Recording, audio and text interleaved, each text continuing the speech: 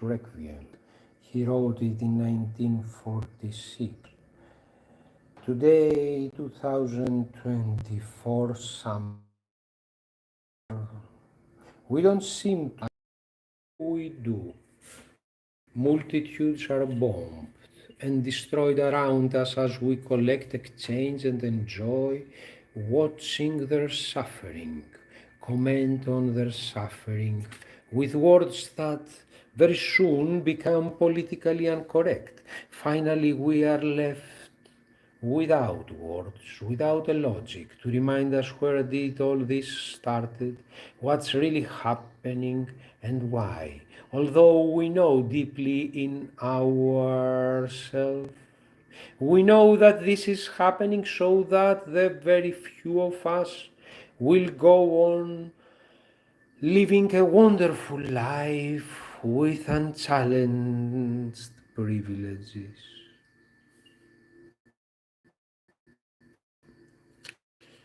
Deutsches Requiem, written in 1946, copied by me in the summer of 24. My name is Otto Dietrich sur Linde.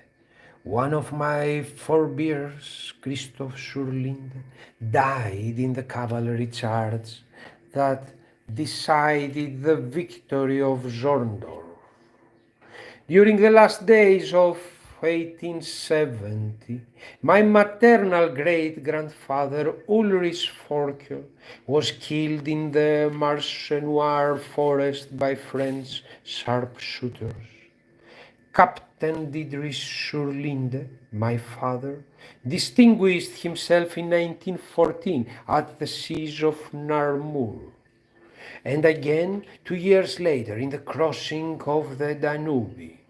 As for myself, I am to be shot as a torturer and a murderer. The court has acted rightly. From the first I have confessed my guilt. Tomorrow, by the time the prison clock strikes 9, I shall have entered the realms of death. It is natural that I should think of my elders, since I am coming so near their shadow, since somehow I am they. During the trial, which fortunately was short, I did not speak to explain myself at that point in the way of the verdict and made me appear cowardly. Now things have changed.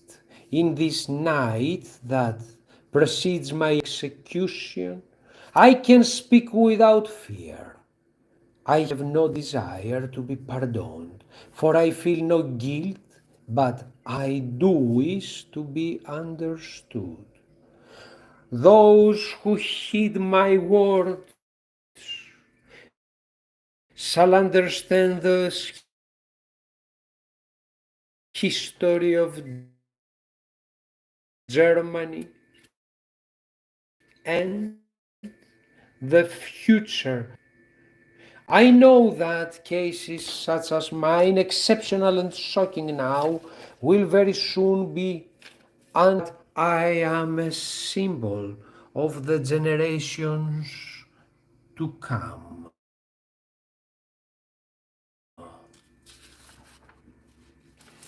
I was born in Marienburg in 1908. Two passions, music and metaphysics, and even happiness. I cannot list all my benefactors, but there are two names I cannot allow myself to omit: Brahms and Schopenhauer. Frequently, I also repair to poetry, To those two names, then, I should add another colossal Germanic name, William Shakespeare.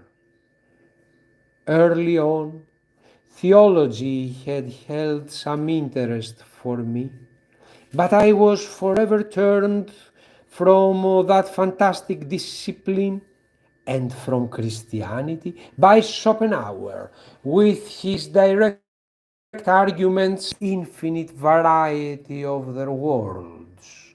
I wish anyone who is held in awe and wonder, quivering with tenderness and gratitude, transfixed by some passage in the work of these blessed men, anyone so touched, to know that I was once transfixed like them, me, the abominable. Nietzsche and Pergler entered my life in 1927. A certain 18th century author observes that no man wants to owe anything in order to free myself from an insufferable for an influence I sensed to be oppressive. I wrote an article called titled Abramchuk meets Spengler, where I pointed out that the most unequivocal monument to those characteristics of the author that the author called Faustian was not but rather a poem written 20 centuries ago. The ruminatures I did, however, give just due to the sincerity of our philosopher of history, his radical German and military spirit. In 1929, I joined the party. I shall say little about my years of apprenticeship. They were harder for me than for many others, in spite of the fact that I'm calling for violence. I did, however, realize of a new age of Islam or Christianity demand individuals. I strove in vain to convince myself that for the high cause that had brought us all together, we were not individuals.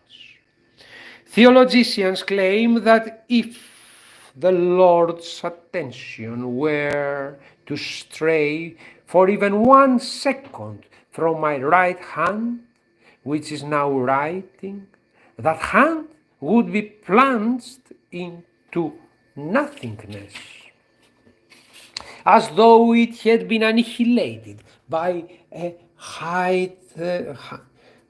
heightless fire. No one can exist, say I.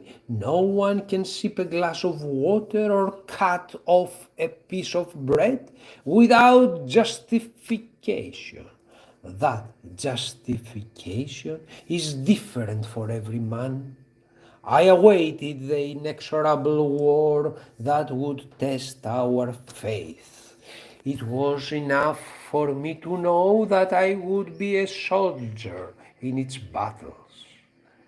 I once feared that we would be disappointed by the cowardice of England and Russia. Chance or destiny wove a different for me. On March 1st, 1939, at nightfall, there were riots in Tilsit, which the newspapers did not report. In the street behind the synagogue, 2 bullets pierced my leg, and it had to be amputated. 2 days later, our armies entered Bohemia. When the sirens announced the news, I was in that sedentary hospital, trying to lose myself, forget myself, in the books of Schopenhauer. On the windowsill slept a massive obese cat, the symbol of my vain destiny.